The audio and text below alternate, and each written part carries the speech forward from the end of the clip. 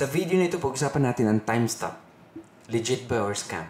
So, ang time stop nag-start noong October 7, 2020. Yung idea is parang Pi network lang din. So, alam natin na yung ganitong klase ng crypto projects ay kinuha yung idea sa Pi network. Walang kaso dyan kasi lahat din naman ng ibang crypto projects ay kinopya yung idea sa Bitcoin, including yung Pi. Siyempre, may iba lang silang inayos or in-update or binago. Pero yung idea is nag-base lahat sa Bitcoin. Ngayon, titignan natin ang positive and negative sa project na ito. Ibang approach naman ang ginawa ng time stop. Ginamit niya ang time. Dahil alam niya ang time ay meron tayong lahat. Mayaman ka man at mahirap, pare-parehas tayo. Yun lang yung meron tayo na pare-parehas. Ang time. So sa isang araw, meron tayong tag 24 hours sa bawat isa sa atin. So ang rules dito ay pagsali mo, meron ka na agad na 100 score sa attendance. So every 24 hours, para madagdagan yun, kailangan mo mag-log in para sabihing present ka. At madadagdagan, every login mo madadagdagan ng 2 points yung 100 na score mo sa attendance. Pero, pag di ka naman nag-login, mababawasan ng 3. So, mas malaki yung mababawas kaysa yung may dagdag. Next naman, may attendance score na dapat mong ma-reach. So, yung una mong dapat goal na i-reach ay 300 points. Ito yung maging base score mo. So, ibig sabihin, pag, di ba, yung 100 na ibinigay sa'yo nung sumali ka, dadagdagan mo yun para maging 300. So, example, kung meron ka ng 300 points tapos nag-absent ka ng isang araw, walang maibabawas dun. Ibig sabihin yung base score mo is 300 eh. Pero, pag ang score mo ay 305 or 303, sabihin natin 305, ang mangyayari dito pag nag-absent ka ng isang araw, mamamainusan siya ng 3. So, ang matitira na lang yung score mo is 302. Ang mangyayari, abutin mo yung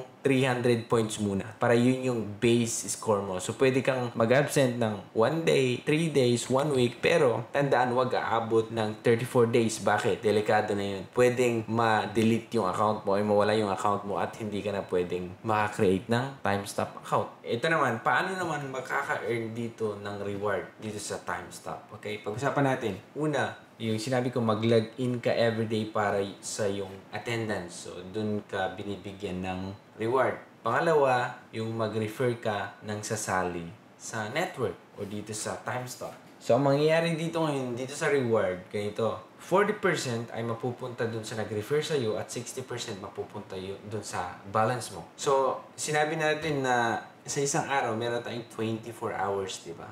So, pag once na mag-login ka, nag-attendance ka, akala mo makaka-receive ka ng 24 token. So, ang tawag sa token na reward sa atin is time token.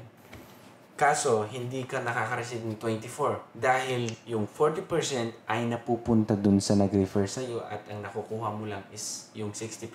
So, ibig sabihin, 9.5 coins ang napupunta dun sa nag-refer tapos ikaw, 14.5 yun lang ang nakukuha mo every 24 hours na nag-confirm ka ng attendance mo. Lahat ng participants ay merong tinatawag na anti-mining period of 24 months or 2 years.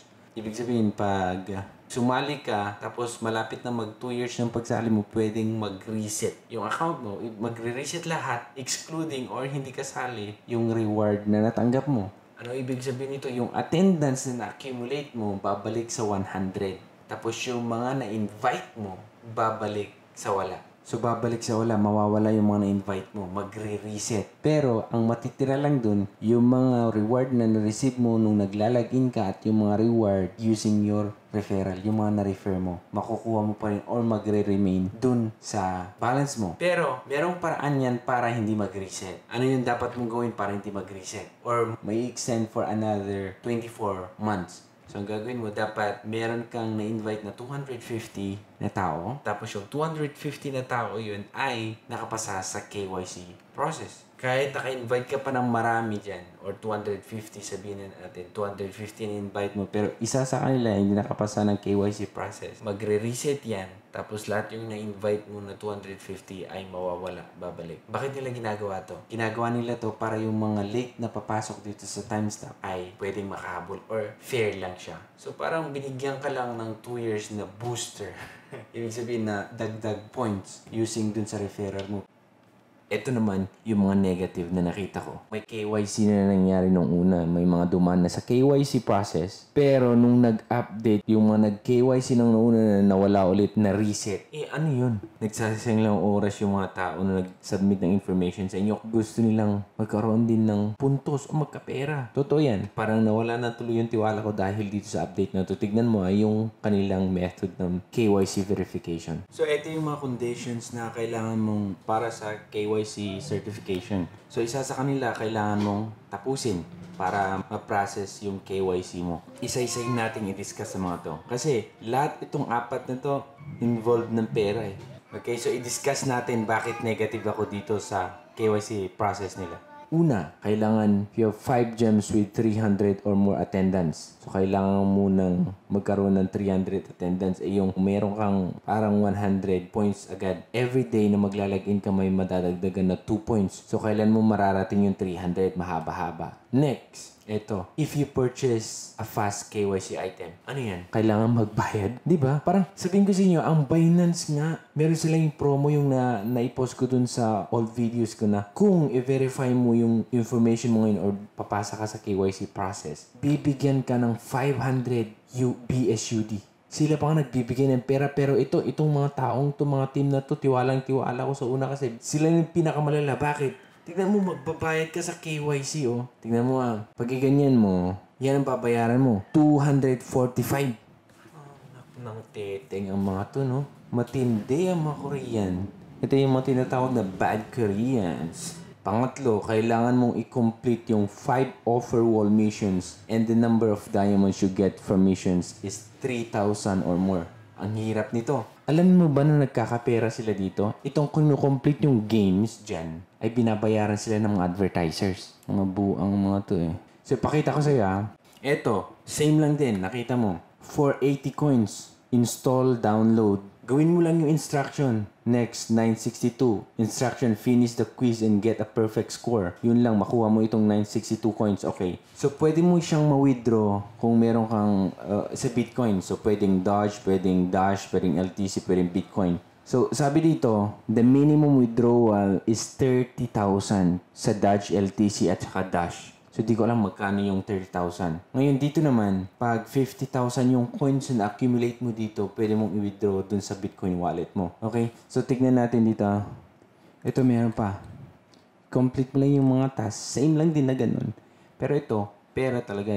Dollars lang ibibigay sa'yo pa. So, pwede mong i-convert yung nakuha mong points into dollar. Talagang ito, cash talaga or Bitcoin mako-convert mo into cryptocurrency. Sa kanila, alanganin pa, parang gumawa lang sila ng time token na sinasabi nila. Oops. So, nakita niyo yung dalawang site na parehas lang din sa kanila. Pero yun, talagang binibigyan ka ng cash or ng reward. Kino-convert mo yung points na kukuha mo into a dollar or into cryptocurrency. Pero dito sa kanila, kakaiba din. Parang ginawa lang earn a diamond tapos pwede mo ma-convert into 1 tau or 1 time na yung token nila pero wala naman siyang value. Para anong nangyayari dito, kinukuha lang nila lahat yung revenue or yung ibinibigay ng mga advertisers to, lahat ito. Tapos parang sinasabi ang promise sila sa'yo na pwede mong ma-convert yung diamond into tau time tapos magkakaroon ng value in the future pero kinukuha na nila yung shares mo. Ibig sabihin yung buong shares mo sana na dapat hati kayo.